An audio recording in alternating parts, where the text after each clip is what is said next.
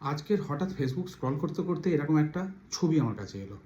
আমি প্রথম ভাবলাম এই কে ভাই শুয়ে আছে। ওই অনেক বিহারিরা যারা মোট পোট বয় না বড় বাজারে, মনে হলো রাস্তার মধ্যে শুয়ে আছে।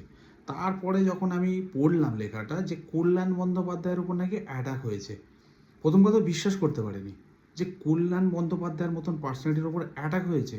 চোর চোর স্লোগান বলে নাকি অ্যাটাক করেছে। আমি তো এটা ভেবেই অবাক হচ্ছি, যে মানুষটা কিছুদিন আগে ক্যামেরার সামনে পাছা উঁচু করে গ্যাস ছাড়ছিল, কাউকে কেয়ার করে না, ন্যাশনাল টেলিভিশনের রিপোর্টাররাও ছিল, সেটা ন্যাশনালি দেখানো হয়েছে, সেগুলো নিয়েও তার কোনো ভ্রুক্ষেপ ছিল না, সেই মানুষটা এইভাবে রাস্তায় শুয়ে আছে। এটা ভেবে আমি কিন্তু সত্যিই প্রথমত অবাক হয়েছি। তারপরে ঘটনাটা এক্স্যাক্টলি কী ঘটেছিল সেটা একটু বোঝার চেষ্টা করলাম, যে সেখানে চোর চোর করে জনগণ তেড়ে এসে তার উপর অ্যাটাক করে।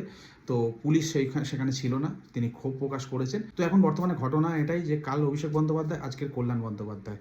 নাম আলাদা, মানুষ আলাদা, জায়গা আলাদা, কিন্তু রেজাল্ট এক। এবার পুলিশ এটা তদন্ত করবে, প্রশাসন এটা নিয়ে তদন্ত করবে, দেখা যাক কী কারণে ঘটেছে, কারা এরা জড়িত, সেটা অবশ্যই সময় কথা বলবে।